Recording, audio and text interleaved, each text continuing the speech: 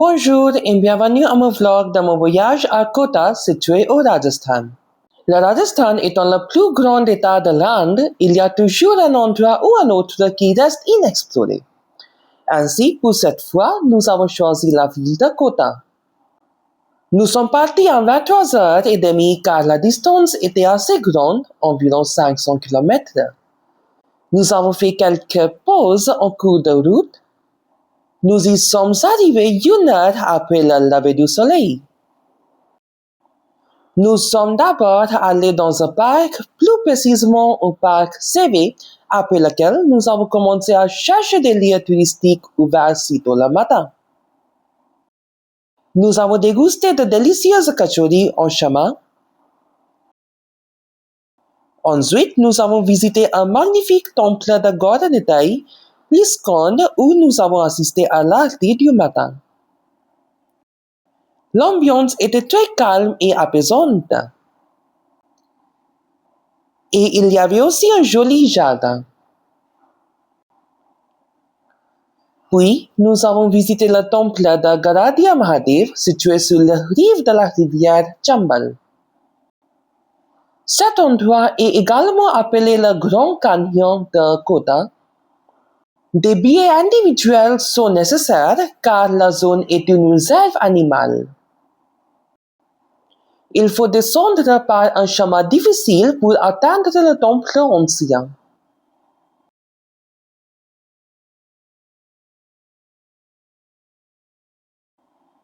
Après cela, nous avons visité 2 autres temples. Le premier était le temple de Khareganesh et le deuxième, Shivadham. Il a été établi il y a quelques décennies et on y trouve plus de 500 shivlings. Le complexe du temple était assez vaste. À 11 heures, nous sommes enfin arrivés à l'hôtel que nous avions réservé en avance, le palais Umed Bhavan.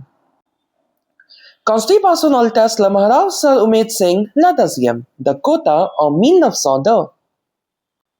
Le palais est construit dans le style architectural indo-saracen, un style popularisé en Inde à la fin du XIXe siècle. Le palais a été transformé en hôtel en 1995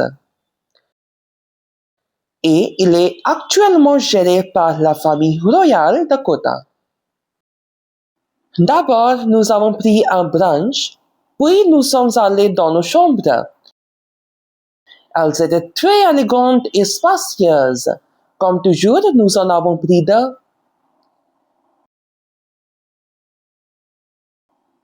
C'était le jardin devant nos chambres. Après nous être reposés un peu, nous sommes partis le soir et nous sommes allés au Chambal Riverfront, celui du côté ouest. Ce front de rivière est le premier dans son genre, où les 2 rives de la rivière ont été magnifiquement aménagées en une destination touristique avec de multiples attractions s'étendant chacune sur une longueur de 3 km. Heureusement, il existe un service payant de voiturettes de golf grâce auquel toute l'étendue peut être explorée facilement. Le côté ouest présentait des maquettes de nombreux sites historiques du Rajasthan, un jardin de lumière, une immense statue de Nandi, ainsi que quelques autres attractions. En outre, l'ampleur du site et la recherche des installations en font une expérience à la fois immersive et unique. Oh wow.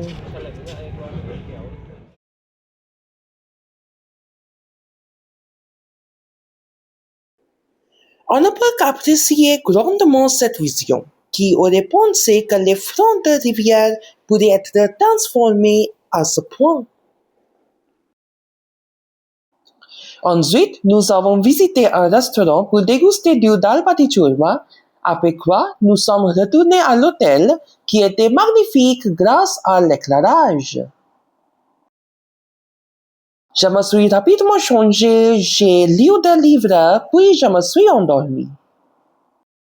La deuxième journée a commencé par le petit déjeuner qui était servi dans la salle d'arbar du palais. Après avoir pris le petit déjeuner, nous sommes partis explorer la ville. La réception de l'hôtel était également très jolie. Le premier lieu que nous avons visité était le City Palace Gare de Kota.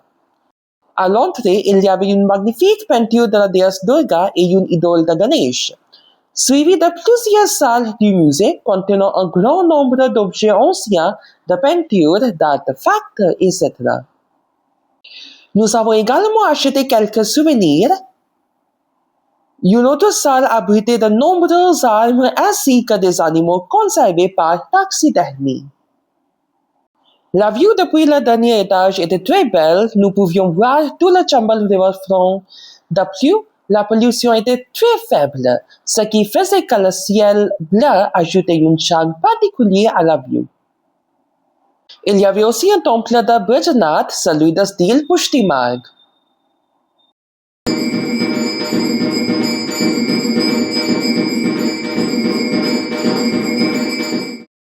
Ensuite, après un court trajet, nous sommes arrivés à Trikuta Dham, une réplique de Vaishno Devi. Les téléphones portables n'y sont pas autorisés. Des bénévoles munis d'appareils photo prennent des photos gratuitement que vous pouvez ensuite télécharger via QuickPic. Le terrain est assez difficile, donc il faut faire attention. Puis on a visité le palais Abed où il y avait un lac aussi. Après ça, on a visité Abed Biological Park. La majeure partie était encore en cours de développement, ainsi seules quelques expositions d'animaux étaient ouvertes. Dans les années à venir, il est prévu que ce soit très différent. Néanmoins, les visiteurs sont autorisés et l'on peut également profiter de la voiturette de golf. On peut y voir des animaux comme l'ours, la hyène, des cerfs, le lion, le tigre, le singe, etc. Sambar बोलते हैं इसको। अरे वो Santa Claus का वो सवाल वो कह रही है। हाँ ये सेंटा क्लॉज का क्या है रथ है डियर का रथ।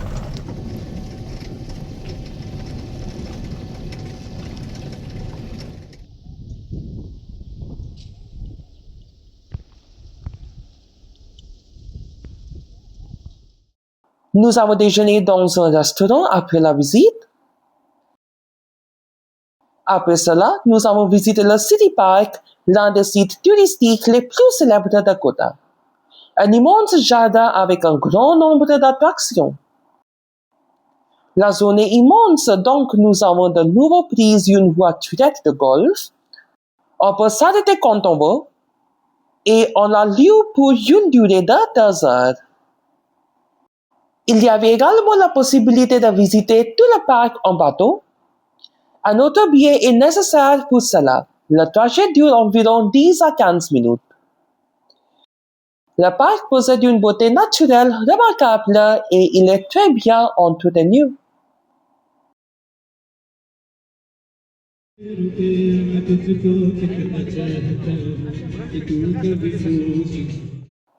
Il y avait également une zone de jeux spéciale pour les enfants avec plusieurs balançoires.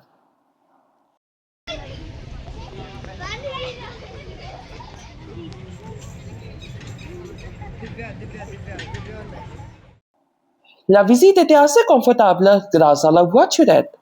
On peut même y voir des lapins, des canards et des paons. D'ailleurs, le parc offre une atmosphère très agréable pour se détendre et profiter du paysage. En plus, la variété des activités en fait un lieu adapté à tous les âges. Il y avait aussi des mini-voitures pour les enfants. Dans l'ensemble, nous y avons passé un très bon moment. Ensuite, nous avons visité le côté est du Chambal Riverfront. Cette partie est bien plus élaborée que celle de l'ouest. L'attraction principale ici est la statue en marbre de Chambal Mata, qui a la plus haute statue en marbre au monde. On y trouve également des répliques de bâtiments et de monuments célèbres de l'Inde et de l'étranger. Cette section s'étend aussi sur 3 km, donc la voiture est encore une fois très utile. Nous avions d'ailleurs perdu le compte du nombre d'attractions présentes. Par ailleurs, ce site se démarque par la diversité de ses attractions et son aménagement soigné. De plus, l'ambiance en soirée y est particulièrement captivante grâce aux illuminations.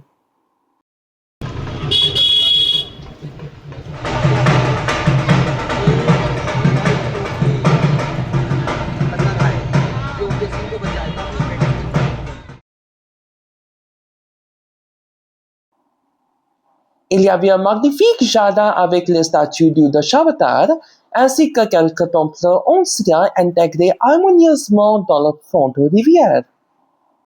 On peut même assister à des spectacles culturels le soir. L'éclairage rend le site encore plus beau. Il est donc conseillé de le visiter après le coucher du soleil. Les points de restauration étaient peu nombreux, mais on nous a dit que davantage de boutiques et de restaurants allaient ouvrir prochainement. Ainsi, c'est un endroit idéal pour y passer de longues heures. Ici, la durée d'utilisation de la voiturette était d'1 heure. Nous sommes ensuite retournés à notre hôtel où nous avons dîné au restaurant. Cela conclut cette journée. Le 3e jour était le dernier de notre voyage. Nous avons pris le petit déjeuner, puis nous avons repris la route pour rentrer chez nous. Le séjour ayant été très agréable, je recommanderais sans hésiter l'Umaid Bhavan Kota. Sur le chemin du retour, nous avons décidé de nous arrêter à Chauth ka Barwara, où se trouve le plus grand temple dédié à Chauth Mata. Elle est l'une des femmes de Shakti, également vénérée lors de la fête de Karwa Chauth. Il y avait aussi un fort transformé en hôtel de luxe. La montagne où se situe le temple est visible de très loin. Je suis le seul à être monté jusqu'au sommet car le temple compte près de 600 marches. Il m'a fallu environ 15 minutes pour atteindre le temple. J'avais acheté quelques offrandes dans une boutique près du parking. Par ailleurs, ce lieu se distingue aussi par son importance spirituelle et son cadre naturel impressionnant. De plus, l'ascension jusqu'au temple rend l'expérience encore plus mémorable.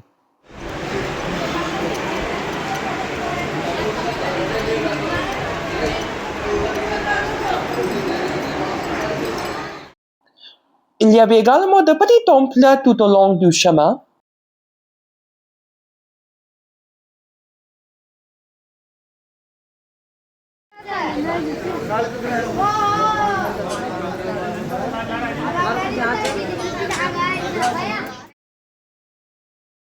Au sommet se trouve le temple principal, avec la déesse au centre, les âmes de la déesse Sheravali d'un côté et Ganesh avec les déesses de l'autre. La vue depuis le temple était très belle.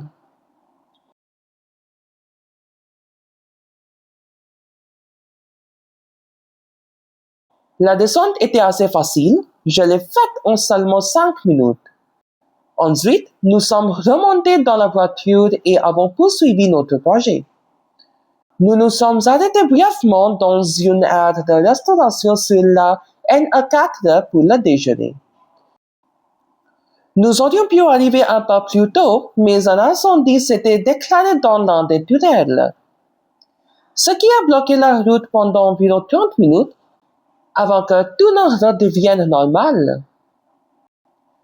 Nous sommes finalement arrivés chez nous à 21h30 et voilà qui conclut mon vlog de voyage à Kota.